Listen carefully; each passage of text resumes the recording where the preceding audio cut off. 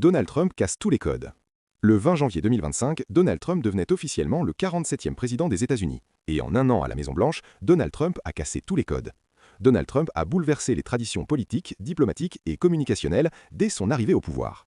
Si le premier mandat était un séisme, cette première année de Trump 2 ressemble à une reconstruction systématique de l'État sur les ruines des anciens codes. L'un du retour, la disruption devenue système. Le 20 janvier 2025, ce n'est plus l'outsider de 2017 qui monte les marches du Capitole, mais un chef de guerre politique doté d'un plan chirurgical. En 12 mois, Donald Trump n'a pas seulement cassé les codes, il les a remplacés par une architecture de pouvoir totalement inédite. L'État muskisé, le démantèlement de la bureaucratie.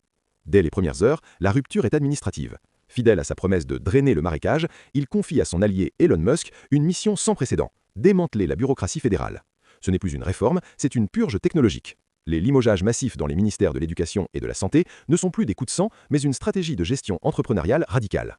Washington découvre un président qui traite l'administration américaine comme une start-up en faillite qu'il faut restructurer à la hache. La diplomatie de la force, du Groenland au Venezuela, sur la scène internationale, Trump a troqué l'imprévisibilité pour une agression stratégique. En un an, il a redéfini les frontières de l'influence américaine. Le choc pétrolier et militaire, la capture spectaculaire de Nicolás Maduro au Venezuela en janvier 2026 marque la fin de la diplomatie des sanctions au profit d'une intervention directe pour sécuriser les ressources. Le chantage territorial, la menace de taxes douanières de 10% sur les alliés de l'OTAN refusant ses vues sur le Groenland, a transformé les alliances historiques en transactions immobilières et commerciales pures et dures.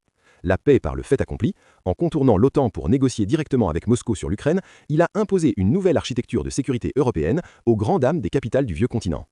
La guerre commerciale totale, en 2025, le protectionnisme est devenu l'unique boussole économique. Avec l'imposition de droits de douane réciproques contre presque tous les pays, jusqu'à 100% sur les médicaments et 200% pour la Chine, il a brisé le dogme du libre-échange. Ce n'est plus une négociation, c'est un siège économique permanent où chaque partenaire est un rival potentiel. Le grand nettoyage culturel et identitaire. À l'intérieur des frontières, Trump a utilisé le décret présidentiel comme une gomme effaçant les acquis des années précédentes. Restauration symbolique, il a rebaptisé les lieux géographiques comme le mont McKinley pour restaurer la grandeur passée. Offensive sociétale, par décret, il a redéfini le genre à l'état civil et banni les programmes de diversité dans les agences fédérales. L'urgence nationale, le déploiement de l'armée à la frontière mexicaine et dans certaines grandes villes comme Los Angeles, a normalisé l'usage de la force militaire sur le sol domestique pour gérer l'immigration et l'ordre public. En résumé, si 2017 était l'année du chaos, 2025 a été celle de la méthode.